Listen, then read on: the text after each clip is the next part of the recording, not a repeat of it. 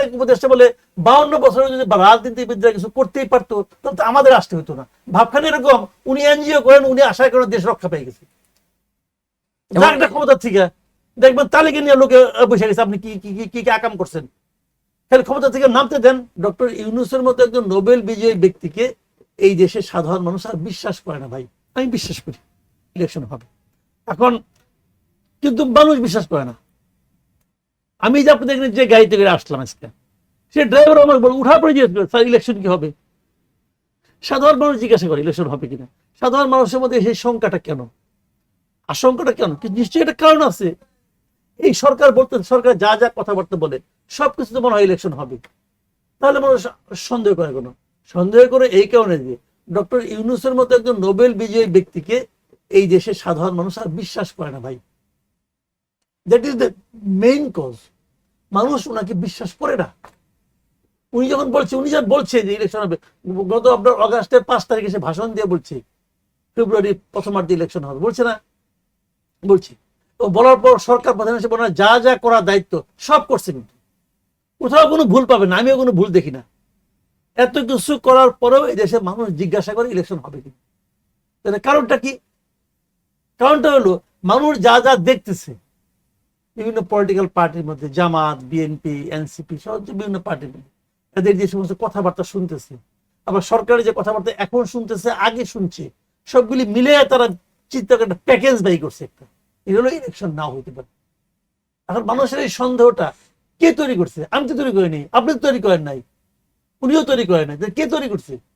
এটা অটো তৈরি হয়েছে এবং এর পিছনে কাজ করছে এই পলিটিক্যাল পার্টিগুলোর কথাবার্তা এবং ডক্টর ইউনূসের যে সরকার, যে উপদেষ্টা পরিষদ, তাদের কথাবার্তা।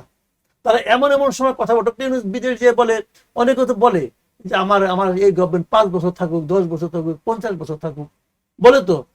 আর এটা তো বলছে, এটা আগে বলেছে, কিন্তু এখন তো আগে আর এখন তো নির্বাচনের কথাই বলতেছে বারবার। তো আগে বলছে তো ভাই।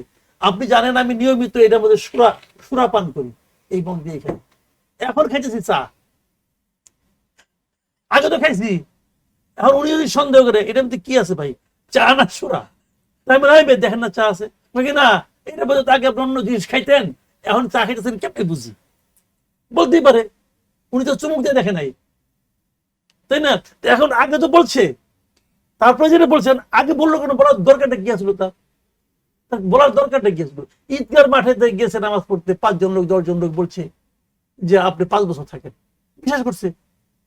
ভোটার তো 12 কোটি, 5-6 জন তো ভোটার না। অনেকে তো আমারও বলে আপনি বিরাট সাংবাদিক, আমি তো জানি আমি কি জানি না।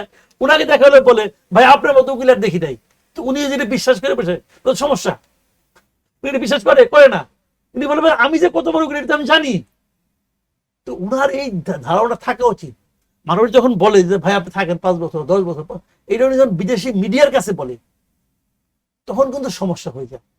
তো মানুষেরা শুনে, মানুষগুলো আপনি কয় কি লোক 50 বছর কে থাকার ইচ্ছা, বাঁচবো কয় বছর, বয়স হয়ে গেছে, মানুষ তো আর 130 বছর বাঁচে না, তাহলে কেমন হইলো? তো এইগুলো জান কি। আবার আরেক উপদেষ্টা বলে 52 বছরে যদি রাজনীতিবিদরা কিছু করতেই পারতো তাহলে তো আমাদের আসতে হতো না। ভাবখানে এরকম উনি এনজিও করেন, উনি আশায় করেন দেশ রক্ষা পেয়ে গেছে, যার একটা ক্ষমতা থেকে দেখবেন তালিকা নিয়ে লোকে বসে গেছে। আপনি কি কি কি কি আকাম করছেন? তাহলে ক্ষমতা থেকে নামতে দেন।